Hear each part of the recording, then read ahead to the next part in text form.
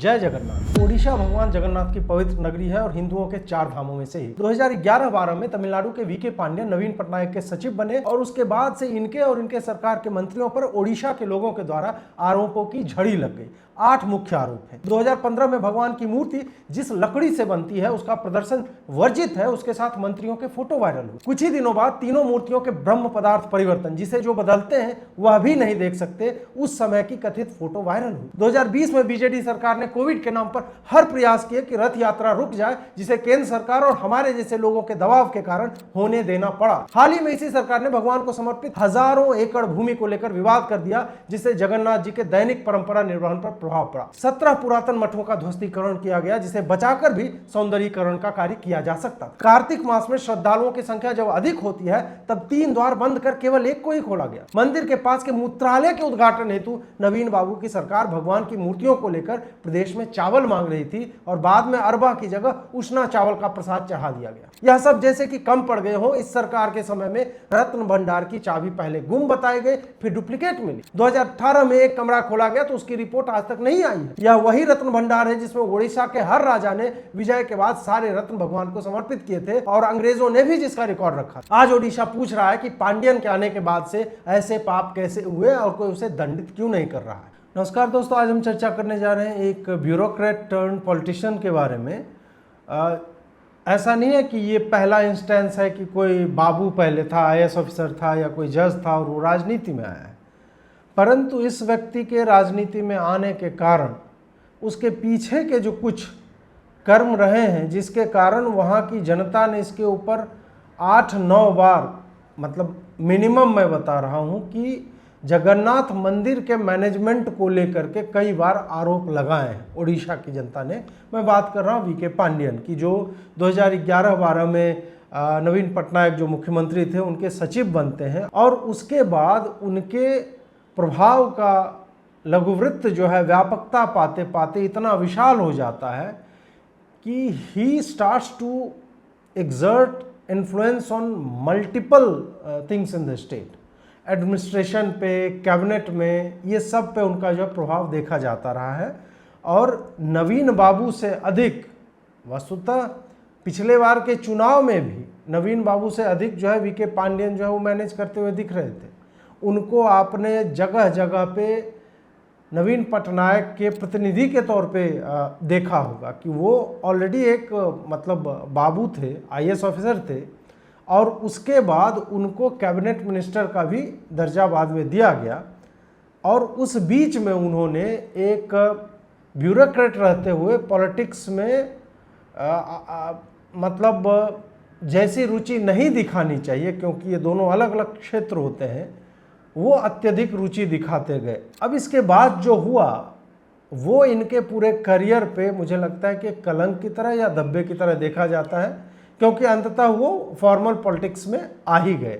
अब जब वो पॉलिटिक्स में आ चुके हैं, राजनीति में आ चुके हैं, तो लोगों के आरोप, जो ओडिशा के लोग हैं जिनकी संस्कृति पे एक तमिल व्यक्ति के द्वारा जिस तरह से आक्रमण किए गए हैं, या फिर यदि इनका प्रत्यक्ष रूप से उसमें हस्तक्षेप ना भी रहा हो, फिर भी परोक्ष रूप से या एक न्यूट्रल व्यक्ति के रूप में इन चीज़ों को घटित होते देखते रहने के कारण इन पर भी उसका पाप जो है वो बनता है। और सारे लोग इनसे भी प्रश्न पूछते हैं, क्योंकि अभी हाल ही में हमने नवीन पटनायक जी का एक वीडियो देखा था, ही कैन बेयरली स्पीक।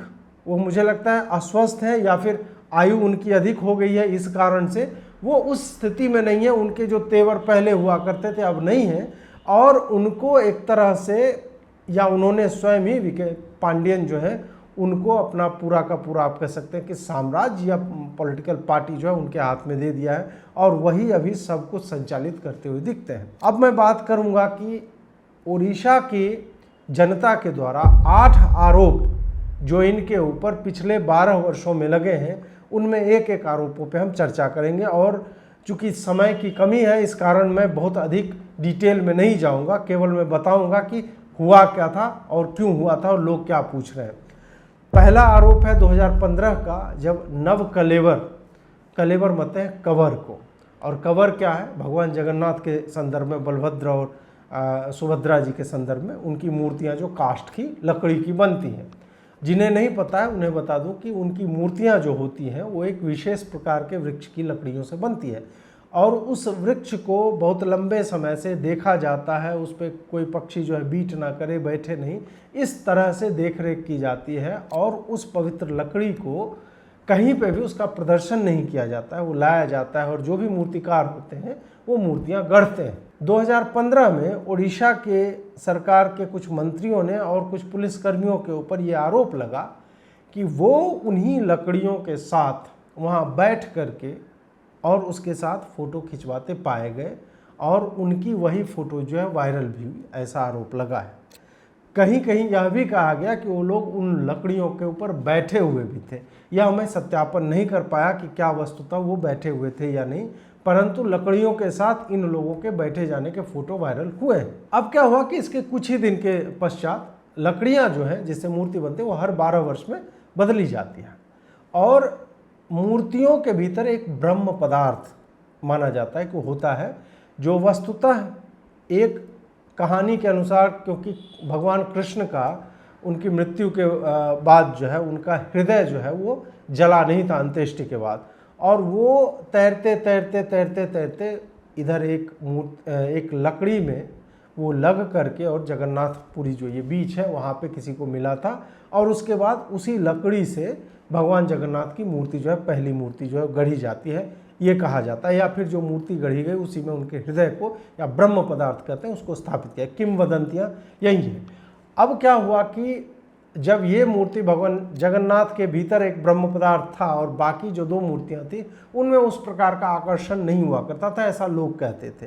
तो फिर शालिग्राम जी लाए गए नेपाल से और उनको अभिमंत्रित करके उनको इन दोनों मूर्तियों में डाला गया ताकि उनकी भी ऊर्जा और उनका भी आकर्षण जो है भगवान कृष्ण यानी जगन्नाथ जी जो है उन्हीं के पैरेलल रहे।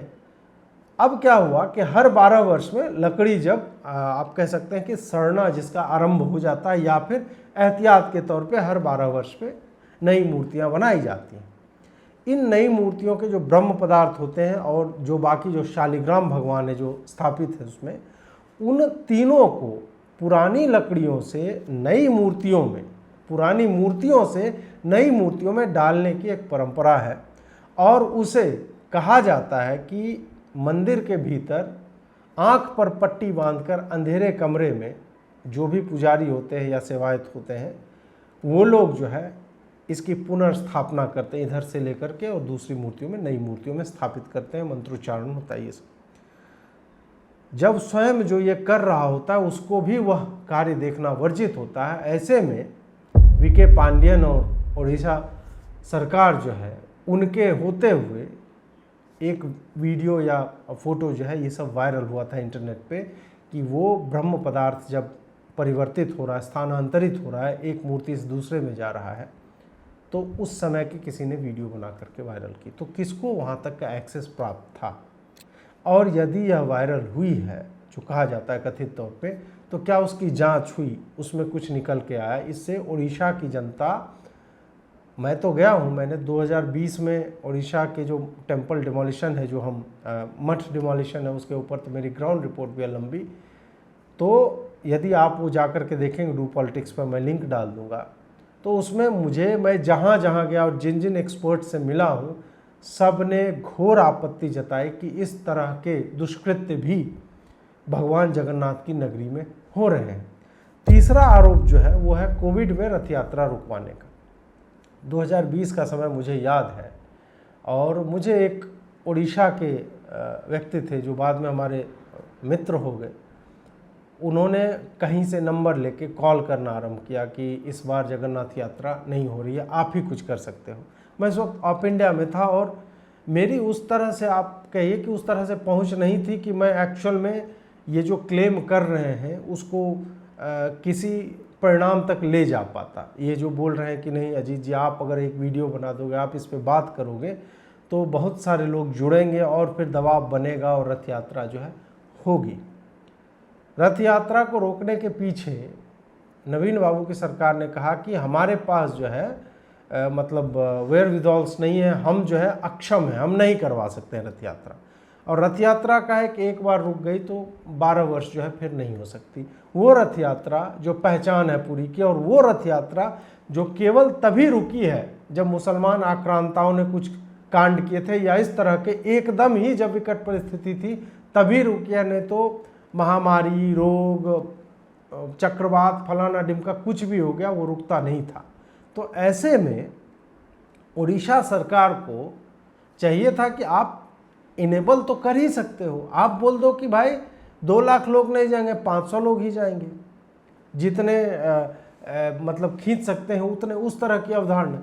तो इस पे फिर मैंने ट्वीट किए, मैंने वीडियो बनाए, कई वीडियो बनाए ऑफ इंडिया में रहते हुए, फेसबुक लाइव किया, लोगों के लिए भेजा, व्हाट्सएप पे बहुत किया, जितना मेरे से उस वक्त सीमित संसाधनों में हो सकता था। तब तो ऐसा भी नहीं था कि मेरी बात कोई सुन रहा है, कोई मंत्री संज्ञान ले रहा है, कुछ नहीं, केवल और केवल ये पब्लिक आप कह सकते हैं कि उन्होंने मुझे अप्रोच किया और बार बार कहा कि आप कुछ कीजिए। अब हो सकता है कि मेरा इसमें यश मुझे लिखा हुआ हो इसका, तो ठीक है, मतलब एक गिलहरी प्रयास मैंने भी किया। उसके बाद सुप्रीम कोर्ट में गया मामला, सुप्रीम कोर्ट ने पहले निरस्त कर दिया, बोला कि यदि हम ऐसा अलाउ करेंगे तो भगवान जगन्नाथ हमें माफ़ नहीं करेंगे, क्योंकि महामारी का वो चरम था। उसके बाद फिर केंद्र सरकार ने भी जब देखा कि इस पर आउटरीच हो रहा है, और बीजेडी जो है, बीजेपी की मुख्य, एक तरह से कह लीजिए कि दोनों आपस में चुनाव लड़ते हैं, तो वहाँ पे इन्हें लगा कि एक एडवांटेज जो है इसका लिया जा सकता है। तो ऑब्वियस सी बात है कि चाहे पॉलिटिकल कंपल्शंस हो या फिर केंद्र सरकार को ऐसा लगा हो कि हाँ हमें इसको पुश करना चाहिए, तो केंद्र सरकार ने बोला कि हम सुनिश्चित करेंगे, आप बताओ हमें करना क्या है, क्योंकि यह परंपरा जो है हम बंद नहीं कर सकते। अंततः सुप्रीम कोर्ट ने माना कि ठीक है, परंपरा नहीं रुक सकती, और आप जो है ये हमारे गाइडलाइंस है, इसके तत्वावधान में आप जा कर के ये यात्रा कर सकते हैं। वो यात्रा हुई। आप सोचिए कि इसमें उल्टा होना चाहिए था, इसमें केंद्र सरकार जो है कहती कि आप जो है यात्रा नहीं निकाल सकते, हमने जो है कोविड के प्रोटोकॉल लागू किए हैं, और राज्य सरकार कहती कि नहीं, यह हमारी परंपरा, यह हमारी प्रतिष्ठा, यह हमारी संस्कृति, हमारी भाषा, हमारी प्राइड, हमारी पहचान, सब कुछ हमारी रथ यात्रा है, और इसे आप कैसे रोक दोगे। और यहाँ पे उल्टा हो रहा था कि जिस मुख्यमंत्री में लोगों की आस्था दशकों से है, उनके पिता भी रह चुके हैं मुख्यमंत्री, जिस पार्टी में, वो स्वयं रथ यात्रा की पहचान को मिटाने के लिए आमादा थे। क्यों? किसको ये प्लीज करना चाह रहे थे? क्यों इस तरह के निर्णय हुए? उसके केंद्र में कौन था? उड़ीसा की जनता जो है वो जानना चाहती इनसे। अब चौथा विवाद जो है वो जगन्नाथ भगवान की भूमि को लेकर के। इनके अपने मंत्री ने on the floor of house कहा है कि लगभग 60,822 एकड़ भूमि जो है उड़ीसा और अन्य राज्यों में भगवान जगन्नाथ जी के नाम लोगों ने प्लेज की है। संकल्प ले लेते हैं, जैसे हमारे भी गांव में कोई व्यक्ति जो है जिसके पुत्र नहीं हो, या फिर वो धार्मिक हो, जगन्नाथ जी से मांग करके कुछ है उसकी पूर्ति हुई हो, तो वो कह देता है कि भगवान मैं जो है भगवान आपके नाम ये भूमि कर रहा हूँ, 10 बीघा उसने लिख दिया, इस तरह से। तो ऐसे अलग अलग राज्यों में है। अब उनमें से इसी सरकार ने स्वीकारा है कि 974 इंक्रोचमेंट्स, अतिक्रमण जो है वो इनकी भूमि पर हो चुके हैं, और उनको छुड़ाने के प्रयास किए जा रहे हैं या केसेज चल रहे हैं। आप सोचिए, जिसकी सरकार है, लंबे समय से है, उसके समय में, और जो ये अतिक्रमण की भूमि है वो कुछ आंकड़ों के अनुसार मुझे याद है 35,000 एकड़ तक भूमि जो है, और वो प्राइम प्रॉपर्टीज है, और उसका अतिक्रमण ही नहीं किया गया। उसका नाम जो है वो बदल के, जैसे भगवान जगन्नाथ के नाम पे है तो भगवान जगन्नाथ से वो जगन्नाथ हो जाएगा, और जगन्नाथ उड़ीसा में बहुत लोगों के नाम होते हैं तो उसके नाम पे करवा लिया। इस तरह के कांड करवा के उड़ीसा की जनता जो है यह भी पूछ रही है कि भाई भगवान की जमीनें हैं कहाँ? जमीन आपने क्या किया और किन लोगों के पास है? वहाँ पे होटल कैसे बन गए?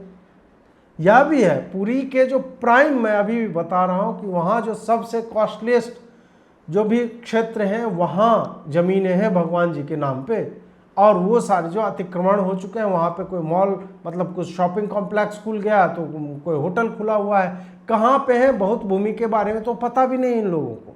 ये है, और ये भी जो है नवीन बाबू के टाइम में ये सारा कुछ उजागर तभी हुआ जब लोग पक गए कि एक के बाद एक कंट्रोवर्सी जो है इन दोनों, ये नवीन जी और जो वीके पांडियन है, कार्तिकेयन पांडियन जी, इन दोनों के समय में ये लगातार होता रहा। जब ये भूमि विवाद होता है तो उससे एक और चीज होती है, जो सेवायत होते हैं जिनके ऊपर ये पूरा का पूरा भार होता है कि जाड़ा गर्मी बरसात कुछ भी हो जाए, आपको आना है, भगवान जी की जो दिनचर्या है उसको पूरी करना है, दैनिक जो भी रिचुअल्स होते हैं, परंपराएं हैं, वो भी श्रृंगार हो गया, भोग लगाना, इस सारा काम जो है सेवायतों का उन्हीं के निरीक्षण में, और पुजारी जी जो होते हैं वो सब करवाते हैं इनसे। वो खाली पांव आते हैं, देह पे एक वस्त्र होता है। आपने देखा होगा कि वो जो हट्टे कट्टे नौजवान है, कभी देखा होगा झंडा लगाते हैं भगवान जी के मंदिर के शिखर पे। मैं एक से मिला था, मुझे ध्यान है, जब मैं ग्राउंड रिपोर्ट कर रहा था, उन्होंने बताया कि 100 मीटर के दायरे में जितने मकान थे वो सबको ध्वस्त कर दिया गया सौंदर्यीकरण के नाम पे, और इन लोगों को बोला गया कि तुम ले लो ना 4 किलोमीटर दूर, 8 किलोमीटर दूर, तुम्हें वहाँ ज़मीन दे देंगे, तुम सेवायत हो तो। ये सारी चीज़। अब आप सोचिए कि भगवान कभी भी मतलब क्या होता है नहीं होता है, सेवायतों को तुरंत खाली पैर आना होता है, और वो जो है 8 किलोमीटर 10 किलोमीटर दूर आपने उसको दे दिया है। ये भूमि वाला जो विवाद हुआ है उसके कारण तो बहुत सारे सेवायतों को समस्याएं हुई हैं, और कई जो नीतियां हैं, कई जो रिचुअल्स हैं जिन्हें फॉलो करना चाहिए था वो सारे नहीं हो पा रहे हैं। उड़ीसा की जनता पांडियन जी से और नवीन बाबू से ये प्रश्न भी पूछती है कि वो विवाद कब तक सुलझेगा आपका। उसके बाद सौंदर्यीकरण के नाम पे ध्वस्तीकरण हुआ, जिस पे मैंने एक लंबा मतलब 1 घंटे का ग्राउंड रिपोर्ट डू पॉलिटिक्स में जब मैं था तो मैंने बनाया था, वहाँ जा कर के किया था। 17 प्राचीन मठ, जिसमें कोई 800 वर्ष पुराना, कोई 1100 वर्ष पुराना, कोई बाबा गुरु नानक जी के द्वारा बनाया गया मठ था। लाइब्रेरीज मतलब पुस्तकालय थे जिसमें 5-5 लाख पांडुलिपियाँ थे और गायब हो गए, सब ब्लैक मार्केट में संभवतः उपलब्ध होंगी। रघुनंदन लाइब्रेरी एक वहीं पे था, यदि मैं नाम गलत नहीं ले रहा हूँ तो। सबको तोड़ करके, जबकि उनको रखा जा सकता था, आपको चौड़ीकरण ही करना था, उनको रखा जा सकता था, बाकी चीज़ें जो उनके बीच में पड़ती थी, और वो एक श्री अंत के फॉर्मेशन पे बने हुए थे वो सब। उसका एक आध्यात्मिक महत्व था, धार्मिक महत्व था, और यह भी था कि उन जगहों पे कि कोई आक्रांता आ गया, कुछ हो गया, तो वहाँ पे मठ में लोग रहा करते थे जो वहाँ पे जाकर के उसका बचाव करते थे। ये सारी चीज़ें थे। सब में प्राण प्रतिष्ठा की हुई मूर्तियाँ थी, शिवलिंग थे, भगवान जी की मूर्तियाँ थी, ये सबको ध्वस्त कर दिया गया, इर्रिस्पेक्टिव ऑफ द फैक्ट कि वो क्या कर रहे हैं, उनसे कोई मतलब समस्या हो रही है, कुछ नहीं। भाई प्राचीन समय में जो जिस तरह से विधान थे उसमें बना हुआ था मठ, आप आज के समय में तोड़ करके क्या बना रहे हो? गैलरी आपने बना दिया, टॉयलेट वहाँ पे बना दिया। यही सब इन्होंने किया, जिसको लेकर के उड़ीसा की जनता में भारी रोष और लंबे समय तक मतलब रुष्ट रही है जनता। और आज भी वो पूछते हैं कि भाई ये सब करने की क्या आवश्यकता थी? तो इनका आता था कि नहीं नहीं जो है थोड़ा सा चौड़ा कर देते हैं, सुंदर दिखने लगेगा, फलाना ढिमका, ये सब जो है। जबकि ऐसा कुछ नहीं कि आमूल चूल परिवर्तन आ गया या उसके दूसरे मार्ग थे ही नहीं कि बिना उन मठों को ध्वस्त किए हुए ये नहीं किया जा सकता, ऐसा भी नहीं है। जानकार और स्थानीय लोग बोलते हैं कि अगर सरकार चाहती तो they could have done it, but they chose not to do it that way. फिर एक सूचना आई, जो अगला इनके ऊपर आरोप है वो है कि कार्तिक के महीने में पूरे राष्ट्र से बहुत सारी महिलाएं और पुरुष भी कार्तिक में मास करने आते हैं, उपवास में रहते हैं, व्रत में रहते हैं, और सामान्यतः जो है चारों द्वार खुले रहते हैं, 2 से प्रवेश होता है और 2 से निकास होता है। कार्तिक में इन्होंने क्या कर दिया, केवल एक द्वार जो है वो खोला, और बुजुर्ग लोग जो है अत्यंत पीड़ा और कष्ट में थे, और उन्होंने कहा कि नरक से बदतर स्थिति में हम हैं। लंबी लंबी लाइनें बना दी गई, बिना काम का मतलब जिसकी आवश्यकता नहीं थी उतनी अधिक देरी विलंब जो कि बचाया जा सकता था। 4 द्वार है, खोले रहो। आपको पता है कि भीड़ होती है कार्तिक में, फिर भी ये सब किया गया। और पर्पस क्या है इन सब चीज़ों का? आप हिंदुओं को कहीं ना कहीं उनकी धार्मिकता से दूर ले जाना चाहते हो। आप ऐसे स्थलों पे इस तरह के लोगों का वर्चस्व बना देते हो जो कंट्रोल करता है चीज़ों को, और उसके बाद जो है श्रद्धालुओं को इस तरह से भोगना पड़ता है। उसके बाद फिर 7वां जो आरोप है वो यह है कि मूत्रालय थे 3-4 टॉयलेट्स जिनको इनॉग्रेट करना था, और उसके इनॉग्रेशन के लिए इनके ऊपर जनता आरोप लगाती है, और ये बहुत बड़ा विवाद बना था कि इन्होंने भगवान जी की मूर्तियाँ, छोटी छोटी मूर्तियाँ लेके, और ये जनता से जो है भिक्षाटन पे निकले चावल के लिए, प्रसाद जो बनेगा उसके लिए। अब वो चावल ऐसा नहीं है, भगवान जगन्नाथ की पत्नी माता लक्ष्मी जो सुख समृद्धि सब कुछ वही देती हैं, और आज तक ऐसा नहीं हुआ कि सरकार को ये सब करना पड़ा हो। मंदिर स्वतः सक्षम है, भगवान स्वयं सक्षम है कि वो स्वयं अपने भोग की, प्रसाद की, महाप्रसाद की व्यवस्था कर सकते हैं। कभी ऐसा नहीं हुआ था, लेकिन पांडियन के आने के बाद इस समय मूत्रालय के उद्घाटन के लिए आप सोचिए कि चावल मंगवाया गया, और वो चावल नॉर्मली 2 तरह के चावल होते हैं, आप भी जानते हो, एक बॉइल्ड राइस होता है और एक नॉर्मल जो अरवा चावल जिसको बोलते हैं, और उसना बोलते हैं। उसन दिया गया यानी जो बॉइल्ड राइस है, उसमें बॉइल्ड राइस भी आया, उसको बना करके उसका प्रसाद जो है बांटा गया। इससे भी जो वहाँ के लोग हैं, जो पुरानी परंपराओं को मानते हैं, या जो भी शुद्धतावादी नहीं, they are not puritans, they are just Odia people, जो अपनी भाषा, संस्कृति, अपने भगवान को लेके, उनको भोग कैसा चढ़ेगा, प्रसाद कैसा होगा, उसको लेकर के अत्यधिक जो है संवेदनशील हैं। और वो रुष्ट हुए, वो उदास हुए कि कौन लोग हैं जो इस तरह की चीज़ें कर रहे हैं, हमारे मंदिरों के साथ, हमारी भावनाओं के साथ जो है छेड़छाड़ कर रहे हैं। 8वां जो है विवाद, उस पर हम थोड़ी लंबी चर्चा करेंगे, वो है रत्न भंडार को लेकर के। रत्न भंडार जो है, इसके ऊपर सबसे पहले जान लीजिए है क्या रत्न भंडार। नाम से समझ ही गए होंगे, रत्न का भंडार है। आभूषण जो होते हैं, भगवान को कुछ पहनाए जाते हैं आभूषण, और कुछ जो ऐसे ही दान में मिले हैं, वो सारी चीज़ें। तो लोग सोना चांदी चढ़ाते हैं ना, उस तरह का। तो बहुत पहले जो राजा महाराजा हुआ करते थे, जब भी जीत करके आते थे, तो अगर कुछ आभूषण है, ये सब है, तो विजयश्री का उपहार जो है भगवान को, कि आपको हम समर्पित कर रहे हैं। तो वो सारे जो है रत्न भंडार के 4 चैम्बर्स में, 4 कमरों में रखे जाते थे। और इनर मोस्ट चैम्बर में कुछ वैसे रत्न रखे जाते थे जिससे एक भगवान रामचंद्र की एक वेशभूषा तैयार की जाती, जिसको हम रघुनाथ वेशा बोलते हैं। वो एक प्रक्रिया हुआ करती थी, 1905 में अंतिम बार हुई थी। उनका श्रृंगार किया जाता था, उनका कोदंड जो है, धनुष जो है उनका, उस सोने का हुआ करता था, तीर भी, बाण भी सोने का हुआ करता, तो प्रदर्शित किया जाता था। एक बहुत बड़ा आयोजन, जैसे रथ यात्रा होता है उसी तरह का एक बहुत बड़ा आयोजन होता था। वो जो है बार बार, मतलब लोग पूछ रहे हैं कि वो करवाओ, अंग्रेज के टाइम में बंद हुआ, तो ठीक है, अब क्यों नहीं करवा रहे हो? तो करवा इसलिए नहीं रहे हैं क्योंकि इनके पास जो रत्न भंडार का इनर मोस्ट चैम्बर है, उनमें अब पता नहीं है, नहीं है, चोरी हो गया, कौन ले गया, भगवान जाने। इन्होंने तो हाथ खड़े कर दिए कि चाबी ही खो गई, पहले बोला, फिर बोला नहीं खोई नहीं है, एक मिली है लेकिन वो डुप्लीकेट है। कितनी डुप्लीकेट चाबियाँ हैं, ये सब भी जो है चर्चा का विषय होना चाहिए। जो भी है, तो रत्न भंडार जो है उसमें रत्न थे जो अनयूज्ड, जो हर दिन श्रृंगार में, ये सब में यूज में नहीं आते, वो रत्न भंडार में रहते हैं आभूषण। 4 बार केवल ये 20वीं शताब्दी में खुला है, 1905 में, 26 में, 78 में और 84 में।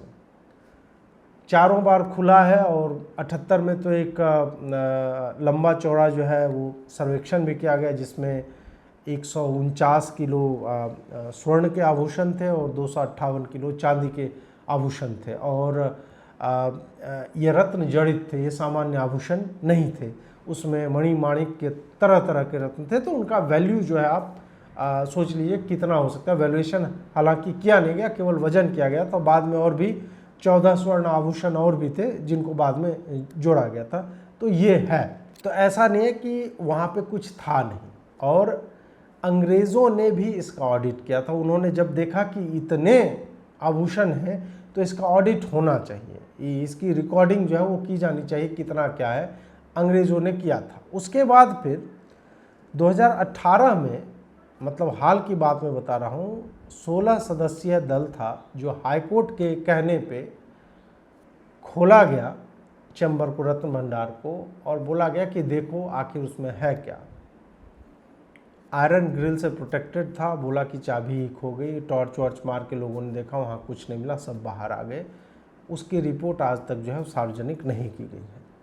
सुप्रीम कोर्ट ने हाई कोर्ट के कहने पे पैनल बनाकर ऑडिट करने की बात की, उसकी भी रिपोर्ट आई कि नहीं आई कोई नहीं जानता है। उड़ीसा की जनता जानना चाहती है कि भाई वो रिपोर्ट है कहाँ, किसने बनवाया, क्या क्या वहाँ पे मिला, खुला नहीं खुला, क्या है नहीं है, ये सब। 1960 में बनी हुई जगन्नाथ मंदिर को लेकर के नियमावली बनी है, वो कहती है कि हर 6 महीने पे, एवरी 6 मंथ, ऑडिट ऑफ रत्न भंडार हैज़ टू बी डन। रत्न भंडार में जो जो चीज़ें हैं, क्योंकि लोग चढ़ाते रहते हैं तो वो कहाँ जा रहा है अंततः, तो उसकी ऑडिट जो है होना आवश्यक है। हुंडियों को लेकर के भी तो भगवान पे जो चढ़ता है उसमें भी कई बार कहा जाता है कि वो गायब होती हैं चीज़ें, जितना आ रहा है और वो क्या वहीं पहुंच रहा है, इस तरह के भी आरोप जो है दबे मुंह से लोग लगाते रहे। तो 1960 में ऑडिट के साथ साथ यह भी कह दिया गया कि कौन आभूषणों का जिम्मेदार होगा, कौन ऑडिट कर सकता है, किन लोगों के पास किस तरह के पावर होंगे, चाबी किसके पास होगी। नियमावली कहती है कि सरकार से अनुमति लेकर के आप चाबी मंगवाइए, खोलिए, ऑडिट कीजिए और सरकार को पुनः जो है वो चाबी जो है वो आपको लौटा देना चाहिए।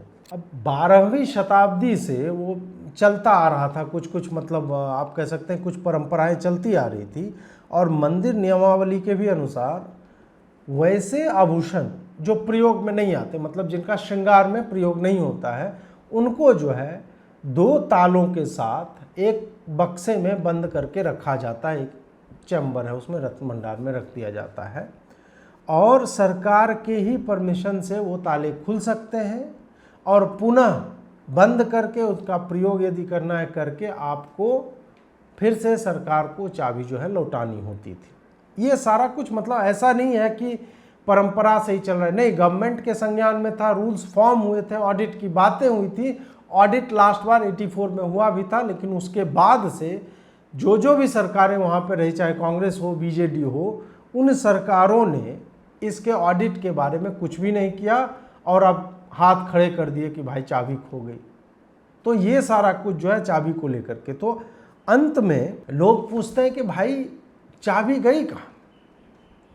विवेक पांडियन से भी ये पूछा जाता है कि भाई आप जब से आए हो तभी से ये पूरा का पूरा कांड क्यों हो रहा है, क्या एक संयोग मात्र है, या आप इसमें जो है आकंठ डूबे हुए हैं, आप लोगों को प्रभावित कर रहे हैं, या फिर आप संज्ञान नहीं लेना चाह रहे हैं। आखिर आप संज्ञान क्यों नहीं लेना चाहते? क्या इसलिए कि अब नवीन बाबू को ही बहुत सारे लोग जो है जगन्नाथ भगवान मानने लगे हैं? आपके मंत्रियों ने, राज्यसभा सदस्यों ने, उनके वीडियो है, उन्होंने क्लेम किए हैं अलग अलग कालखंड में कि नवीन बाबू ही उड़ीसा के भगवान जगन्नाथ, इस तरह की। तो क्या अब नवीन बाबू चूंकि जगन्नाथ है इसलिए कहीं ऐसा तो नहीं है कि रत्न भंडार जो है आप बाकी आप समझदार हैं, तो उड़ीसा की जनता जानना चाहती है। और चाबी यदि मिली तो चाबी है कहाँ, और वो डुप्लीकेट चाबी है, डुप्लीकेट कितनी डुप्लीकेट चाबियां बनी, और किस पर्पज से डुप्लीकेट चाबियां बनी हो। या फिर मैं जितने भी आरोप वीके पांडियन पे, कार्तिकेयन पांडियन जी जो है उनके ऊपर लगा रहा हूँ, नवीन बाबू पे लगा रहा हूँ कि ये आरोप है, 8 आरोप है आपके ऊपर, जो मैं लिस्ट कर देता हूँ। ये 8 आरोपों का खंडन कीजिए और आप कम क्लीन ऑन इट।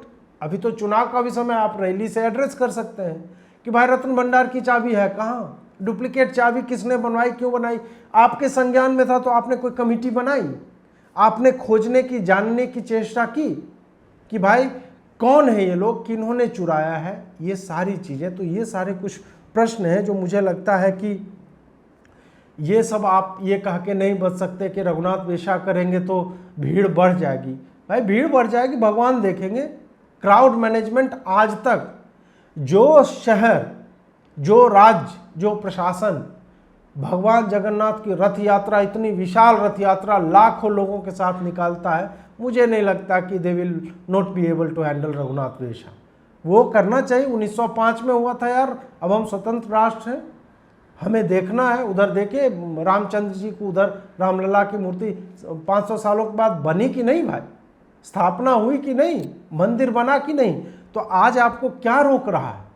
आप यदि ओडिशा की संस्कृति को लेकर के चिंतित हैं थोड़ा भी, तो मैं तो आह्वान करूंगा, मैं आपसे अनुरोध करूंगा पांडियन जी और नवीन बाबू, पांडियन जी को आपको ज़्यादा कर रहा हूं क्योंकि अभी आप ही सर्वे सर्वा बने हुए हैं।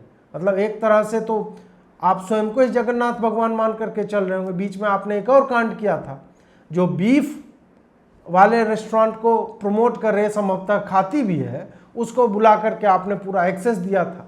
तो ये सारे आरोप तो आप पर हैं। You must come clean on this. Odisha की जनता आपसे जवाब मांगती है और बाकी हिंदू भी, क्योंकि जगन्नाथपुरी ठीक है, ओडिशा के लोगों का है क्योंकि वहाँ पे है, लेकिन हम सब हिंदुओं का भी है। और सारे हिंदुओं को ओडिशा की सरकार से यह प्रश्न पूछना चाहिए कि रत्न भंडार की चाबी कहाँ है, डुप्लीकेट चाबी क्यों बनी, किसने बनवाई, इस पे आपने क्या संज्ञान लिया। और बाकी जो आपने ब्रह्म पदार्थ वाले कांड, लकड़ी के पास बैठकर फोटो खिंचाने के कांड, सौंदर्यीकरण के नाम पे जो आपने ध्वस्तीकरण किया है, उन सब पे you come clean on it. नहीं तो भगवान जगन्नाथ जो है आपको क्षमा मुझे नहीं लगता है कि इस बार करेंगे। जुड़ने के लिए बहुत बहुत आभार। नमस्कार।